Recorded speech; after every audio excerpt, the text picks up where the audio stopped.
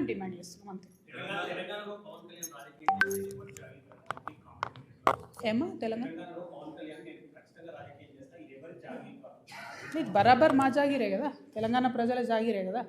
పవన్ కళ్యాణ్ జాగిర్ అయితే కాదు కదా, పవన్ కళ్యాణ్ వాళ్ళ ఫోర్ ఫాదర్ జాగిర్ కాదు కదా, మా జాగిరే కదా.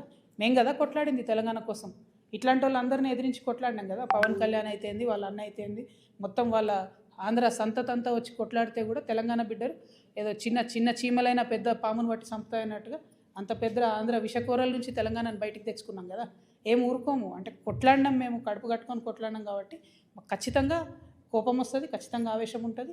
ఇక్కడ మీరు వచ్చి రాజకీయాలు చేస్తామంటే మాత్రం ప్రజలు ఓడిస్తారు ఖచ్చితంగా. ఇప్పుడు రాజ్యాంగం చెప్పింది కాబట్టి ఎవరైనా ఎక్కడన్నా పోటీ చేయొచ్చు అనే దానికి ఇబ్బంది ఏం లేదు. కానీ నైతికత అనేది ఒకటి ఉంటుంది. మీ వల్లనే సావగొట్టబడి, మా వనరులు దోచుకోబడి, మా సంస్కృతి మరుగున పడిపోయి, మేము ఇబ్బంది పడి 1200 మంది అమరవీరులు చచ్చిపోతే నువ్వు ఇక్కడ వచ్చి రాజకీయం చేస్తా అంటే మరి మేము తెచ్చుకునేది ఎందుకు తెలంగాణ? మేము చూసుకుంటే ఎందుకు ఊరుకుంటాం? టెక్నికల్గా నువ్వు 100 పనులు చేయొచ్చు, కానీ మారాలిటీ ఉండదా లైఫ్లో? నైతికత ఉండదా? చాలా పెద్ద నైతిక విలువలు చెప్పేటటువంటి మనిషి వద్దు ముర్రు అంటే ఈ వన్ సైడ్ లవ్ ఏంద్రా నాయన, మాకు అర్థమైతే లేదు.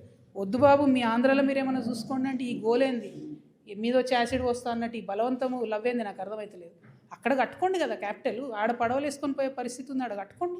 అక్కడ ప్రజలను బాగా చూసుకోండి, అక్కడ ప్రజలకు హెల్ప్ చేయండి, అక్కడ పేద ప్రజలకు పనులు చేయండి.